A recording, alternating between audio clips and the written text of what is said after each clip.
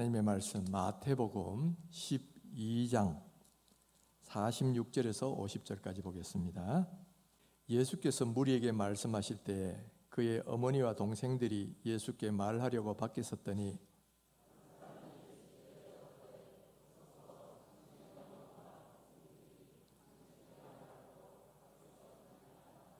말하던 사람에게 대답하여 이르시되 누가 내 어머니이며 내 동생들이냐 하시고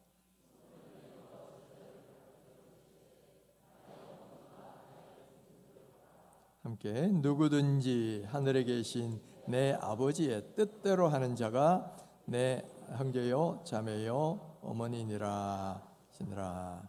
아멘. 한 두세 주 전쯤에 우리나라에 꽃꽂이 선교회라는 선교회가 있더라고요. 거기서 이 꽃꽂이 전시회를 한다 해서 제가 한번 가본 적이 있습니다.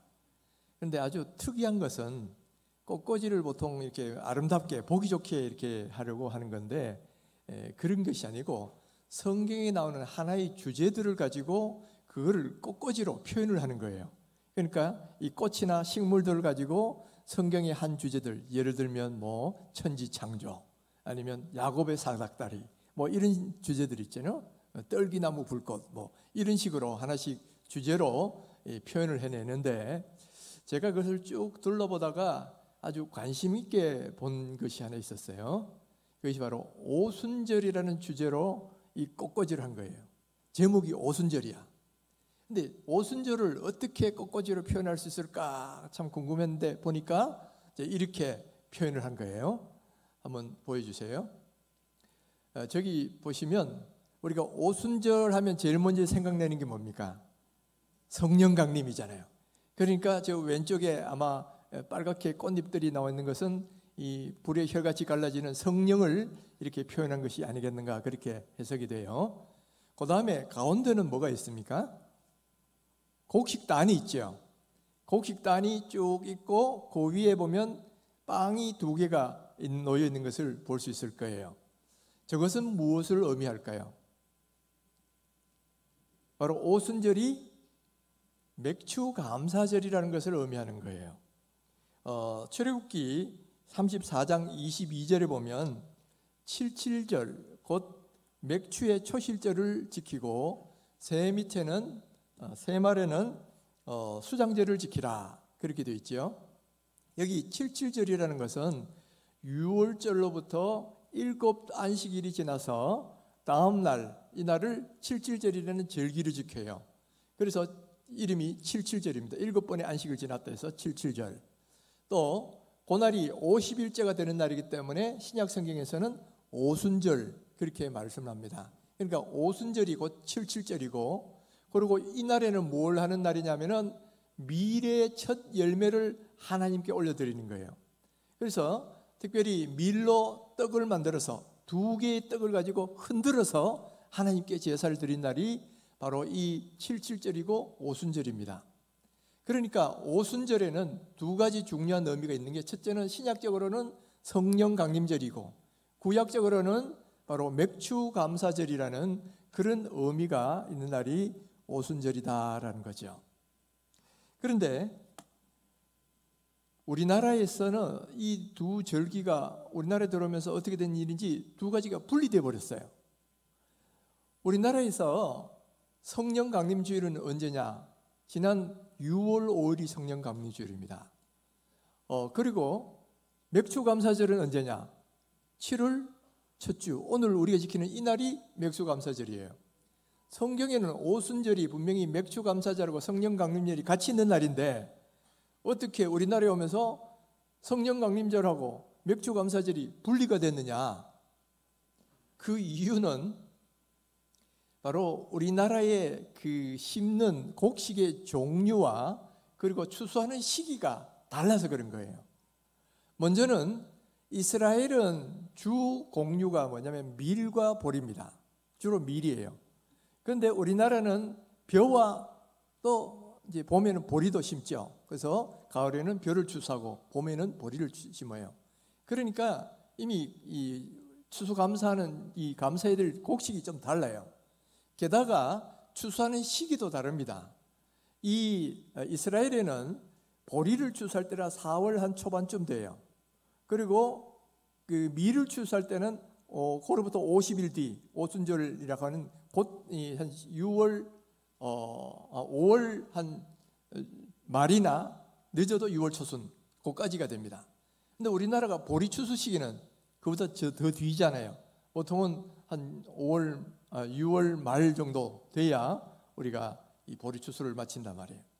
그러다 보니까 만약에 맥주 감사절을 성령 강림 오순절날 지키면 어떻게 됩니까? 보리가 아직도 추수도 안 된 때에 우리는 추수 감사절을 지내야 되는 이런 상황이 생겨버려요. 그래서 우리나라에서 이것이 들어올 때 이 맥주 감사절을 이 보리 추수를 마치고 난 뒤에 드리자 해서 부득불 이 오순절 이 성령 강림절과 분리되어서 7월 첫 주에 맥주 감사절을 드리게 되었다라는 거예요. 그러면 오늘날 우리가 사실 농사를 안 짓잖아요. 농사를 안 짓는 우리들에게서 맥주 감사절은 무슨 의미가 있느냐? 우리가 추수감사절은 1년을 돌아보면서 감사하는 날이라 그러면 맥주 감사절은 전반기를 돌아보면서 감사하는 날이다 이렇게 보면 돼요. 우리나라에서 전반은 보리 농사하고 난 뒤에 감사제 드리고 가을에 벼 농사 짓고 또 감사제 드린 것처럼 우리도 전반기에 한번 감사하고 후반기에 1년 전체를 돌아보면서 또 감사하고 그런 날이 감사절이다 이렇게 보시면 돼요. 그래서 오늘 우리는 어떻게 이 감사절을 지켜드리냐면은 지난 전반기를 쭉 돌아보시면서 하나님이 전반기에 우리에게 주셨던 은혜 이것을 쭉 돌아보시고 그것을 정리해서 하나님 감사합니다 이렇게 감사하는 날로 드려야 되는 겁니다. 우리가 맥주 감사절 그러면 헌금만 내고 뭐 이렇게 끝나버리는데 그게 아니에요. 실제로 감사다운 감사절이 되려면 전반기의 모든 것을 쭉 돌아보시면서 정말 우리에게 주셨던 은혜들을 돌아보고 그것을 진심으로 하나님께 이것도 감사하고 저것도 감사하고 감사합니다 하고 할 때에 이게 감사절의 의미가 더 의미 있게 드러나게 되겠죠. 자, 그런 의미에서 오늘 우리가 전반기에 한번 쭉 돌아보면서 감사하기를 원합니다. 그런데 우리가 쭉 돌아보면 전반기에서 가장 감사할 일이 뭐냐면은 이 거리두기가 폐지되면서 마음껏 예배하고 교제할 수 있게 되었다는 거예요. 우리가 지난 2년 반의 이 코로나 시기를 지나면서 이 정부의 거리두기 시책 때문에 이 교회의 모든 활동들과 모임들이 다 폐지돼 버렸어요. 심지어는 가장 귀중한 예배마저도 영상으로 드려야 되는 그런 시간들이 상당히 긴 시간 이루어졌단 말이죠. 그러다가 이제 거리두기가 이제 해제돼 가지고 마음껏 예배하고 교제할 수가 있게 된 거죠. 우리 여기서 참 그래도 코로나에 감사할 것은 하나 있어요. 뭐냐? 우리가 예배하고 교제할 수 있다는 게 얼마나 큰 감사거리인가를 깨닫게 됐다는 거예요. 그전에는 뭐 주일을 예배하는 거 당연한 거고 모여서 교제하는 거 당연한 걸 생각했는데 이게 보니까 코로나를 지나면서 그게 결코 당연한 게 아니었다는 걸 우리 모두가 알게 됐잖아요.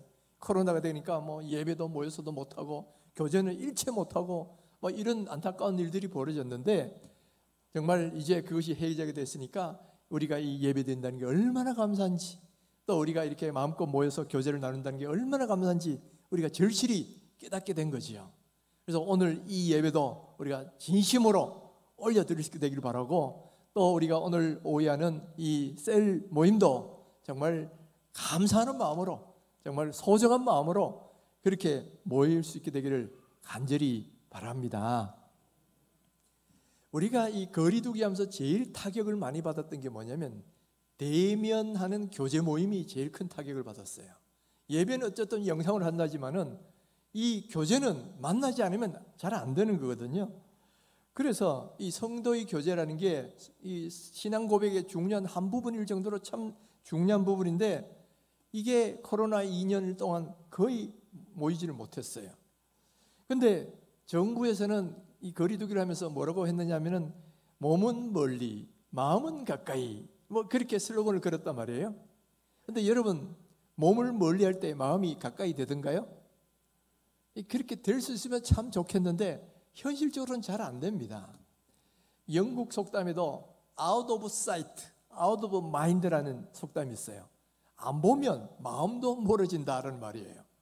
실제로 보면 우리가 서로 2년 동안 만나지 못하다니 보니까 성도들과의 관계도 멀어지고 교회로부터 멀어지고, 그러다 보니까 지금까지도 아직 교회 못 나오는 사람, 교회로부터 떠난 사람도 생겼잖아요. 얼마나 안타까운 일인지 몰라요. 그러니까 만나지 못하면, 대면하지 못하면 사실은 마음도 멀어지는 게 대체로 이 상식이에요.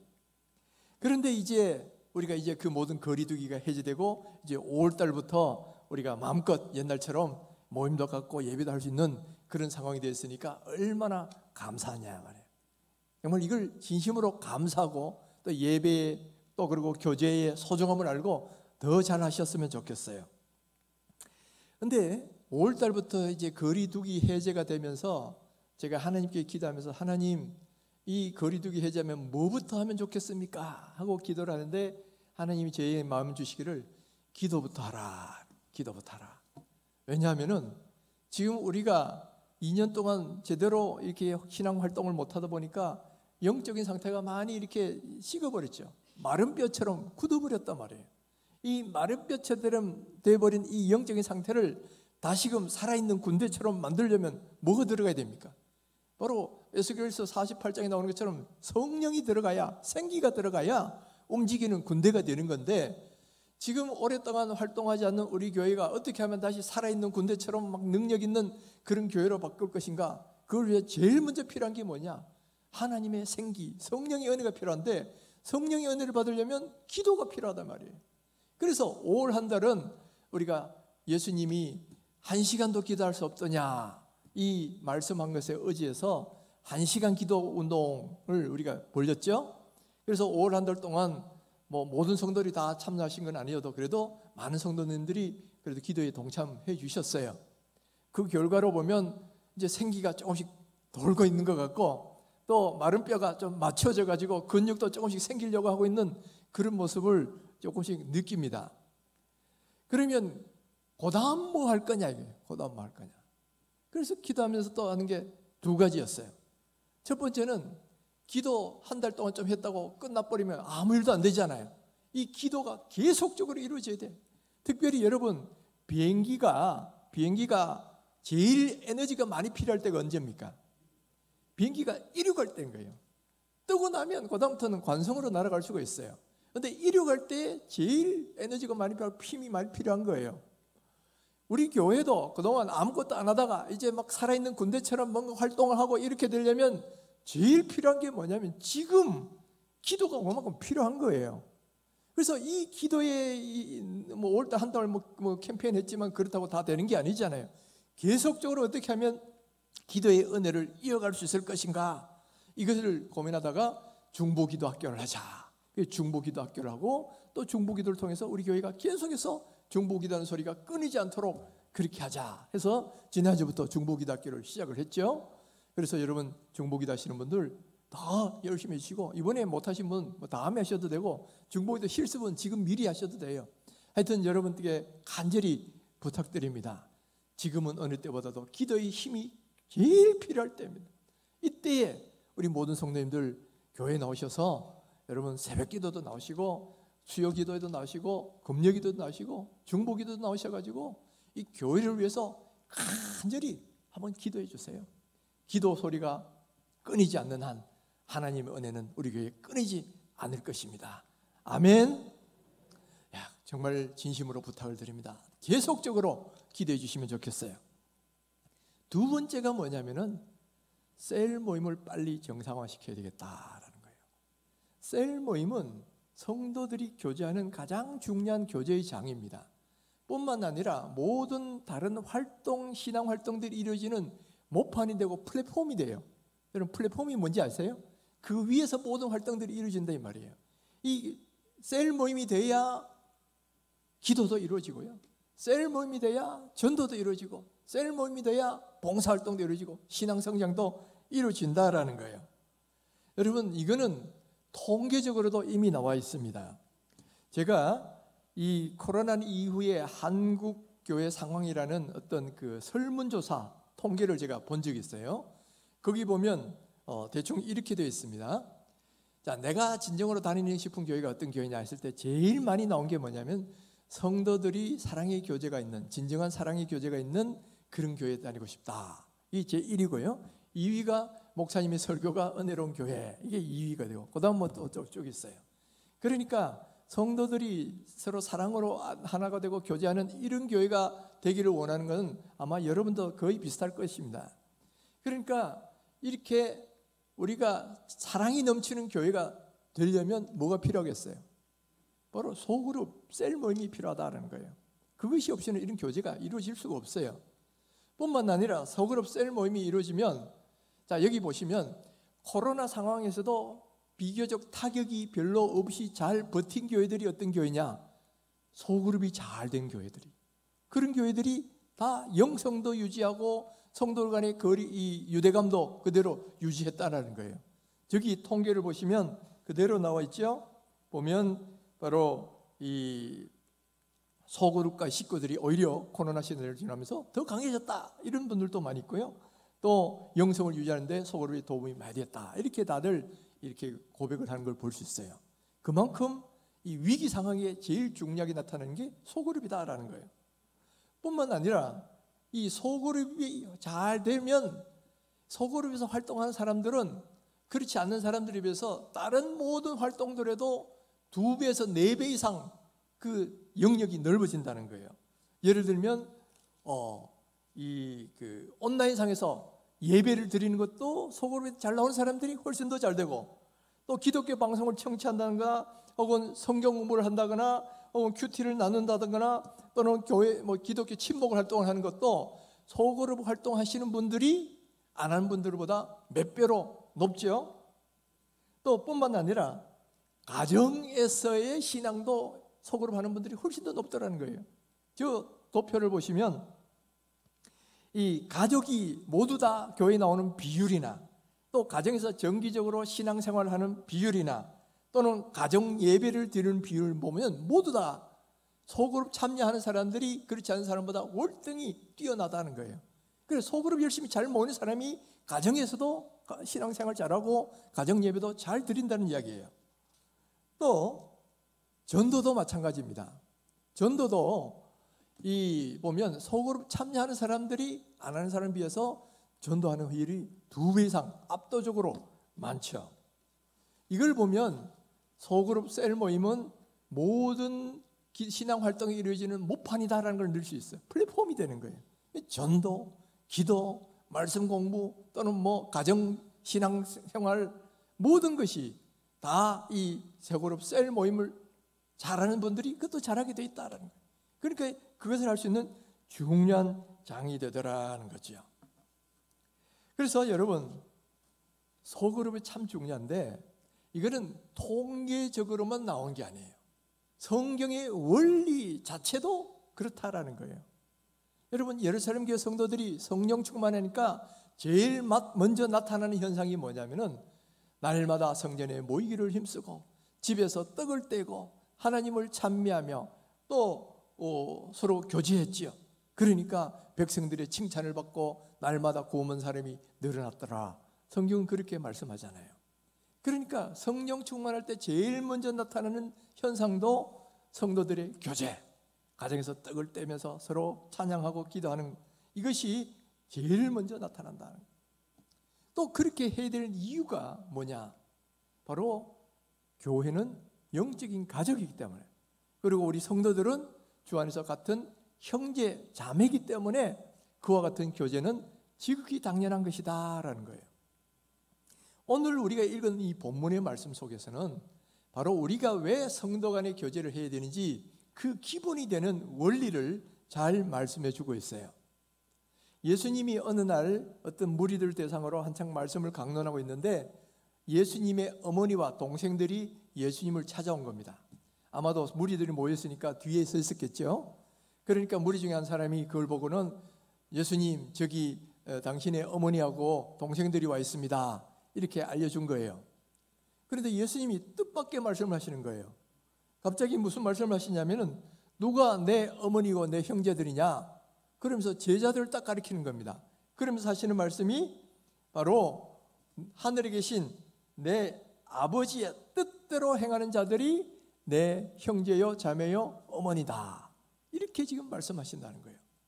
그러니까 혈육적인 어머니 형제가 그것만 형제가 아니고 바로 하나님의 아버지의 뜻대로 행하는 사람들이 바로 형제요 자매요 어머니다. 그렇게 말씀하고 계시죠. 근데 얼핏 보면 이 말씀은 마치 그냥 육체의 가족은 중요하지 않다, 뭐 그런 뜻으로 오해할 수도 있는데 그렇지 않습니다. 이 말은 절대로 육신의 가족이 뭐 의미가 없다, 그걸 말씀하려는 게 아니에요. 오히려 예수님께서도 공생에 사역하기 전까지는 부모님을 잘 순종했고 또 받들어 모셨다, 그렇게 말씀하고 있죠. 그리고 예수님이 십자가에 달려 돌아가실 때도 자기 어머니를 자기 제자인 요한에게 맡기셨어요. 부탁하셨어요. 또 그리고 십계명에도 보면 내 부모를 공경하라. 또 그리고 이 디모데전서 5장 8절에 이런 말씀까지 있습니다. 누구든지 자기 가족, 특히 자기 친족, 특히 자기 가족을 돌보지 아니하면 믿음을 배반한 자요 불신자보다 더 악한 자니라. 그러니까 예수님은 결코 어떤 육신의 가족을 부정하거나 무시한 게 아니에요. 예수님이 말씀하시고자 하는 바는 뭐냐? 우리의 육신의 가족 외에 영적인 가족이 있다는 겁니다. 그리고 어떤 면에서 보면 이 영적인 가족이 더 중요하다는 의미도 있죠. 바로 우리가 하나님을 믿는, 하나님을 아버지로 모신 사람들이 다 같은 영적인 가족이다라는 것을 예수님이 지금 말씀하고 계신다라는 거예요. 육신의 가족은 부모님으로부터 태어나면서 부모님의 피를 물려받을 때에 육신의 가족이 됩니다. 그것과 마찬가지로 영적인 가족도 똑같습니다. 영적인 가족도 피로 엮어진 거예요. 누구 피? 예수 그리스도의 보혈로 거듭난 사람이 바로 같은 형제요 자매가 되는 영적 가족이 된단 말이에요. 그래서 교회에 나와도 이렇게 예수 그리스도의 보혈로 거듭나지 않으면 죄송하지만 엄밀한 의미의 가족은 아니에요. 그 엄밀한 영적 가족은 누구냐? 오직 예수 그리스도의 보혈로 거듭났을 때, 그래서 같이 하나님의 자녀가 되었을 때에, 그래서 같은 아버지를 모시고 있기 때문에 우리는 같은 형제요 자매가 된다라는 거예요. 그래서 여러분, 교회는 어떤 곳이냐 하면은 바로 같은 하나님을 아버지로 모시고 있는 영적인 가족이다. 그래서 에베소서 2장 19절에는 이렇게 말씀합니다. 그러므로 이제부터 너희는 외인도 아니요 나그네도 아니요 오직 성도들과 동일한 시민이요 하나님의 권속이라. 이 권속이란 말은 헬라어로 이 하나님의 가족이란 뜻이에요.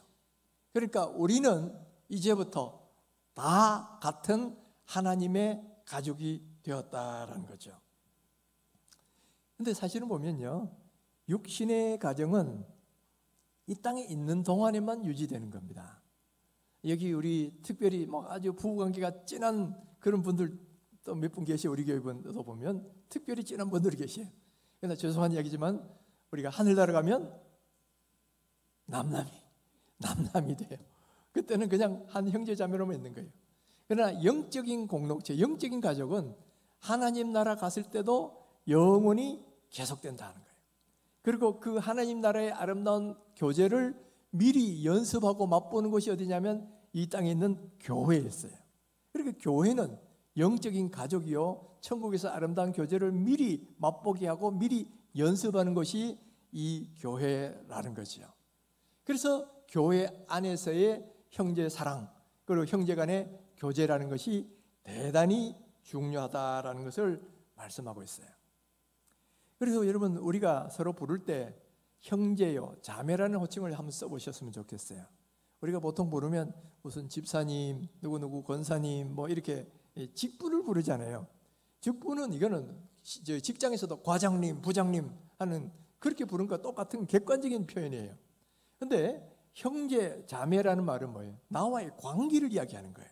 그러니까 이것이야말로 더 성경적 의미를 잘 드러내는 더 아름다운 용어죠. 그래서 일반적으로 형제 사랑을 강조하는 기독교 공동체일 때는 일수록 효칭들이 무슨 집사님, 권사님 이렇게 안 부릅니다. 형제님, 자매님 이렇게 부르게 돼 있어요. 우리도 한번 좀 그렇게 한번 불러보실까요? 한번 옆에 있으면 보시면서 우리 어느 형제님, 누구 자매님, 좀 더 나아가면요, 형님, 언니 이렇게 또 나아갈 수 있는 거예요. 왜냐? 우리는 영적인 한 가족이니까 형님, 언니 얼마든지 이렇게 될 수가 있는 거예요. 그렇게 여러분 좀 이런 호칭들이 앞으로 더 자주 좀 불러줬으면 좋겠어요. 예수님께서는 이 마지막 최후의 만찬을 가지시면서 제자들의 발을 일일이 다 씻기십니다. 그리고 마지막 당부를 하고 마지막 계명을 주실 때에 우리에게 주셨던 마지막 계명 가운데 하나가 뭐냐면은 서로 사랑하는 겁니다. 새 계명을 너희에게 주노니 서로 사랑하라. 내가 너희를 사랑한 것 같이 너희도 서로 사랑하라. 자, 여기 보면 서로 사랑하는 거, 형제가 서로 사랑하는 것을 새 계명으로 주셨다 그랬죠. 근데 형제 사랑하라는 것은 원래 구약에도 다 나오는 말씀이에요. 그런데 이게 왜 새 계명이냐? 예수님이 그 의미를 새롭게 만드셨기 때문에 그래요. 그전에는 형제 사랑을 그냥 사랑하라 이 정도였지만은 지금은 뭐예요? 내가 너희를 사랑한 것 같이 너희도 사랑하라. 그러니까 우리가 형제를 사랑하는 모델이 뭐냐면 예수님이 십자가의 그 목숨을 우리에게 주시기까지 사랑한 그것을 모델로 하여서 너희들도 그렇게 서로 사랑하라는 거예요. 그러니까 형제를 사랑하는 것이 똑같은데 그러나 의미가 확 달라졌죠. 예수님의 십자가의 죽으심, 그 사랑을 모델로 해서 서로 사랑하라는 거기 때문에 예수님께서는 이것을 새 계명이다 이렇게 표현하고 계신다라는 거예요. 그러니까 여러분, 우리는 주님 안에서 보혈로 거듭난 영적인 가족이기 때문에 서로 사랑하는 것이 지극히 당연한 것이고 또 이것은 주님이 우리를 향하신 계명이에요. 그리고 무엇보다도 중요한 계명이 바로 이 형제 사랑의 계명이라는 거예요. 그런데 예수님은 이 형제 사랑의 계명을 뭐라고까지 표현하시냐면은 너희가 내 제자인 증거가 바로 형제 사랑하는 거다 하는 거예요. 바로 13장 34절에서 새 계명을 준다 서로 사랑하라 그러고 난 뒤에 그 다음 절에서 뭐라면 너희가 서로 사랑하면 이로써 모든 사람이 너희가 내 제자인 줄 알리라. 자, 쉽게 말하면 내가 예수 믿는 예수님의 제자라는 증거가 뭐냐? 그러면 형제를 사랑하는 거, 그거 보면 알 수 있다는 거예요. 형제를 사랑하면 그 사람은 예수님이 제자구나. 그런데 형제 사랑이 안 되면 이 사람은 예수님이 제자인지 이거 좀 심각하게 고민해 봐야 되는 거예요. 그러니까 형제 사랑은 우리가 예수님의 제자인 증거입니다. 뿐만 아니라 이 성경을 요한복음을 기록한 이 사도 요한이 쓴 또 다른 복음서 요한 1서에 가면 형제 사랑을 뭐라고까지 이야기하느냐면 하나님의 자녀인 증거, 즉 우리가 구원받은 사람이라는 증거가 바로 형제 사랑이다. 그렇게 말씀을 하고 있다는 거예요. 요한일서 4장 7절 8절 이렇게 말씀합니다. 사랑하는 자들아 우리가 서로 사랑하자. 사랑은 하나님께 속한 것이니 사랑하는 자마다 하나님으로부터 나서 하나님을 알고 사랑하지 않은 자는 하나님을 알지 못하나니 이는 하나님은 사랑이심이라. 자, 여기 보면 이렇게 나오죠. 사랑하는 자는 하나님으로부터 나서 하나님께를 아는 사람이고 사랑하지 아니한 사람은 하나님을 알지 못하는 사람이다. 하나님 알지 못하는 사람이라는 것은 하나님을 믿지 않는 사람이란 말이고 그 말은 하나님이 자녀가 아니란 말이에요. 왜? 이는 하나님은 사랑이시기 때문에. 하나님이 사랑이시다는 말하고 우리가 하나님께로 나타나는 증거라는 거 무슨 관계가 있을까요? 여러분, 우리가 육신적으로도 어떤 사람이 누구의 친자녀인 것은 뭐로 아느냐면은 요즘은 이 유전공학이 발달해가지고 그 사람의 어떤 유전자를 보면 알 수 있어요. 부모의 유전자가 그대로 들어있으면 이 사람은 그 친자녀예요. 또 형제들끼리도 그 부모의 유전자가 함께 나눠져 있으면 이 사람들은 친형제 자매예요. 그런데 유전자가 없으면 이거는 친가족이 아닌 거죠. 얼마 전에 우리나라에 그런 일이 있었습니다. 아주 가난할 때 일란성 쌍둥이가 있었는데 이 쌍둥이가 어떻게 하다 한 아이가 그냥 길을 잃어버려가지고 어떻게 하다가 미국에 입양돼 버렸어요. 그래서 한 쌍둥이는 한국에서 자라나고 한 쌍둥이는 미국에서 입양된 거예요. 그러다가 우연히 유전자 검사를 이렇게 어렸다가 이 두 사람이 이 형제라는 게, 자매라는 게 한 3, 40년 뒤에 밝혀진 겁니다. 유전자를 검사해 보니까 이 사람은 같은 유전자를 가진 사람이다. 그래서 자매인 것이 드러나가지고 같이 만나고 그런 일들이 있었죠. 여러분, 그 아내들은 유전자가 같으면 아무리 오랫동안 다른 데 떨어져도 같은 친핏줄인 거야. 친형제 자매인 거예요. 마찬가지입니다. 우리가 하나님의 자녀라면 하나님의 유전자를 갖고 있어야 돼요. 하나님의 자녀라면 하나님의 유전자인 사랑이라는 유전자가 들어있어야 된다 이 말이에요. 그런데 우리가 하나님을 사랑하노라 그러면서 형제를 사랑하지 않으면 사랑의 유전자가 그 속에 없는 거야. 그러니까 이건 하나님께로 난 사람이 아닌 거예요. 하나님의 자녀가 아니야. 그런데 형제 사랑이라는 그 유전자가 들어있고 그렇게 행하고 있는 사람이 있다면 그 사람은 바로 하나님의 사랑이라는 DNA를 그대로 갖고 있는 사람이니까 이 사람은 하나님께로부터 난 사람이 맞다. 하나님의 자녀가 맞다. 그렇게 판정할 수가 있다라는 거예요. 그러니까 여러분, 우리가 한번 돌아보셔야 됩니다. 내가 정말 구원받은 하나님의 백성인가 궁금하시다면 다른 것보다도 내 안에 형제 사랑의 DNA가 있느냐, 얼마나 다른 형제들을, 믿음의 식구들을 사랑하려는 마음이 있느냐, 이걸 보시면 어느 정도 맞습니다. 바로 형제 사랑이 있는 사람은, 형제를 사랑하는 사람은 하나님의 자녀요 예수님의 제자라는 거예요. 그런데 이런 것이 없다면 한번 심각하게 고민해 보셔야 돼요. 내가 정말 하나님의 자녀가 맞는지, 구원받은 백성이 맞는지 한번 심각하게 고민해 볼 필요가 있다라는 겁니다.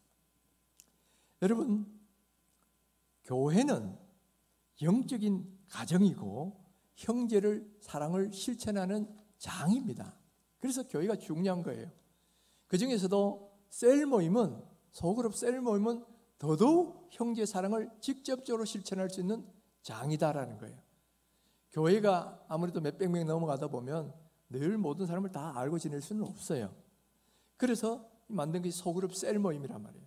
그래서 소그룹 셀 모임에서 늘 교제하고 사랑을 실천할 수 있는데, 하나님은 바로 우리로 하여금 이렇게 자꾸 교제하고 또 이렇게 사랑하고 그 안에서 이렇게 서로 사랑을 실천하는 것을 대단히 기뻐하시고 또 그렇게 하라고 우리에게 이미 명령을 주셨다라는 거예요. 그러니까 여러분, 우리가 셀 모임 자꾸 참석하셔야 됩니다. 셀은 하나의 프로그램이 아니에요. 바로 그것 자체가 하나님을 예배하고 교제하는 교회이고 또 그 자체가 하나의 영적인 가정이다라는 거예요. 가정은, 우리가 육신의 가정도 그렇잖아요. 좀 문제가 있는 가족이 서로 부딪히기도 하지만 그래도 내 가족이니까 해서 서로 돌보고 위해주고 어려울 때는 기도해주고 도와주고 그렇게 하는 것이 가족이잖아요. 영적인 가족도 마찬가지입니다. 사실 이 사람들은 워낙 성격이 다양하고 지향하는 법이 다 달라가지고 사람들끼리 모여있다 보면 충돌도 많이 생겨요. 그래서 교회에서 오히려 상처받는 사람들도 나오고 인간관계가 부딪히는 일도 나오고 하니까 어떤 분들은 나는 차라리 그냥 아무 이 모임도 안 갖고 그냥 조용히 예배만 드리면 낫겠다 이러신 분들도 간혹 있으셔요.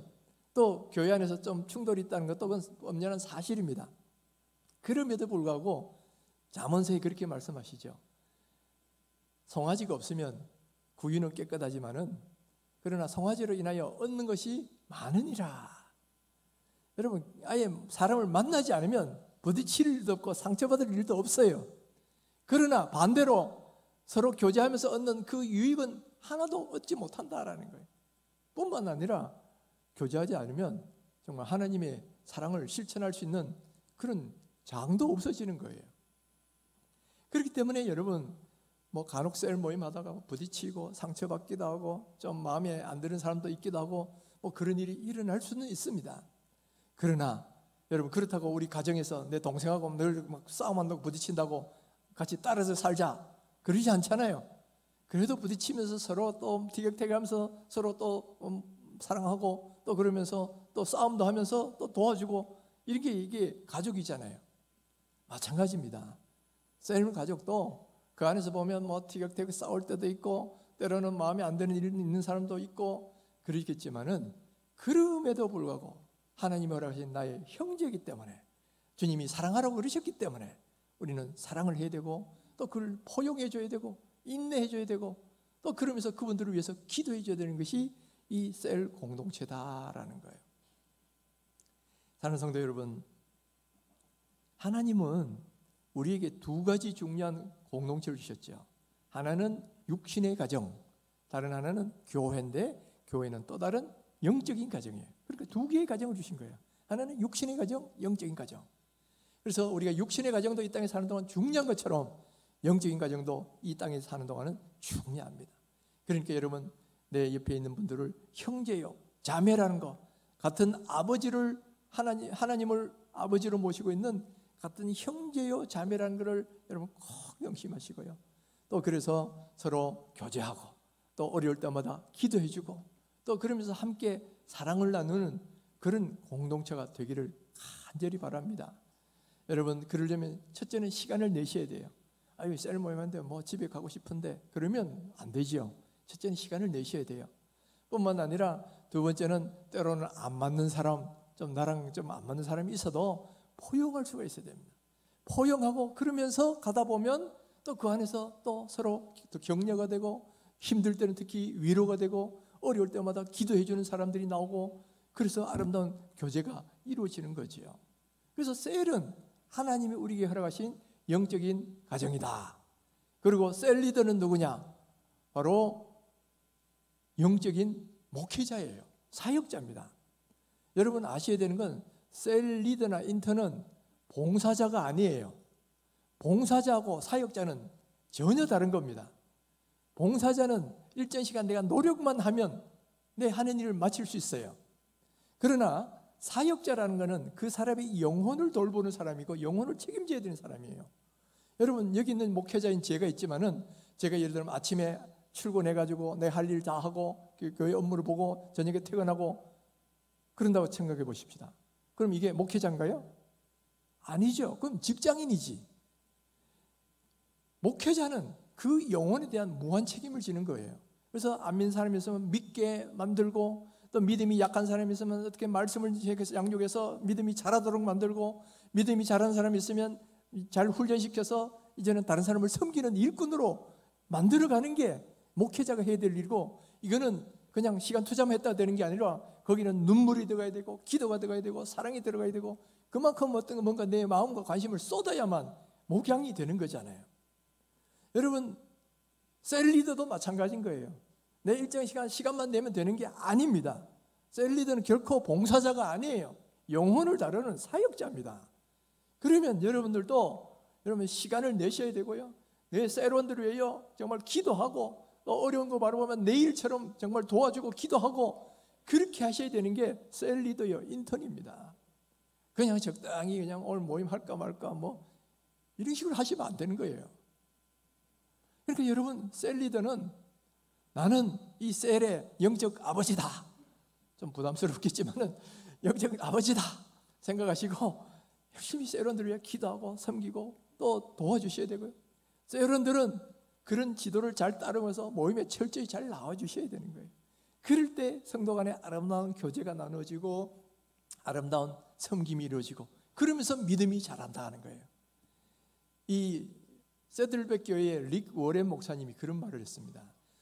믿음이 자라는 것은 대그룹 집회보다는 소그룹 공동체에서 자라더라. 그렇게 말을 한 게 있어요.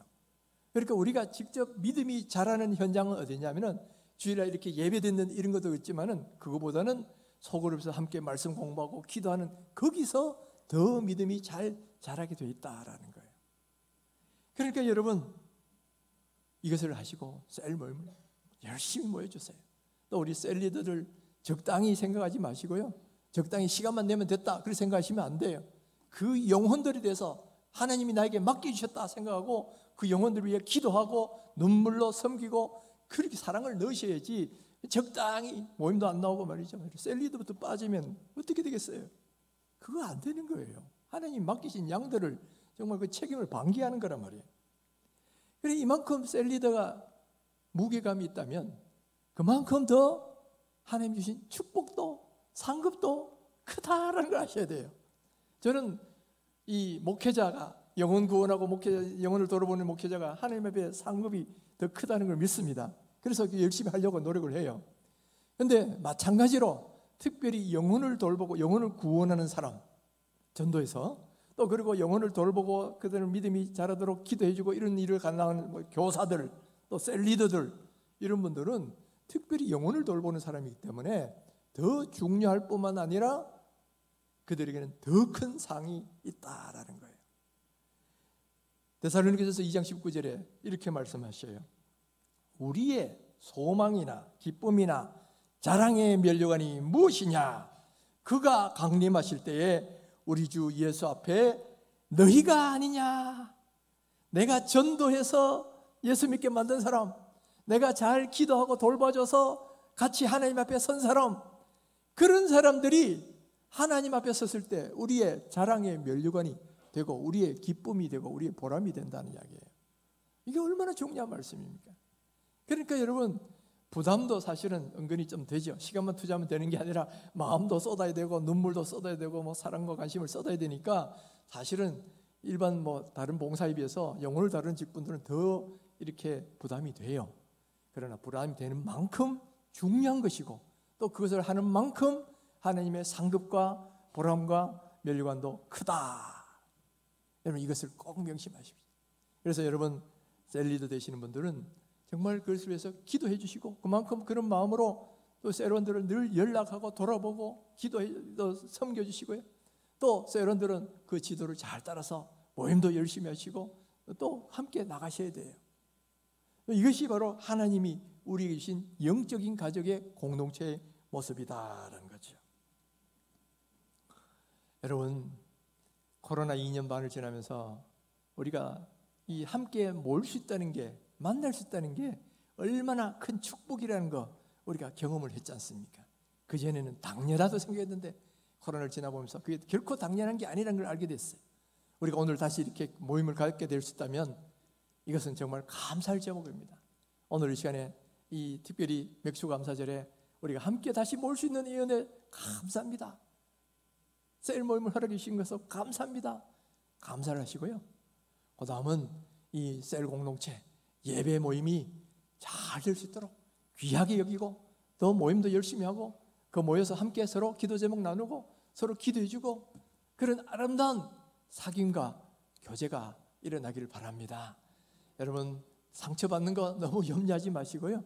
아주 긍정적인 걸 바라보시고 그래서 하나님께서 서로 사랑하라 이것을 우리에게 명령으로 주신 것처럼 계명으로 주신 것대로 우리가 서로 사랑하고 섬기고 봉사해서 하나님 앞에 기쁨으로 함께 서는 그런 귀한 성도님들 다 되시기를 주님의 이름으로 축원합니다.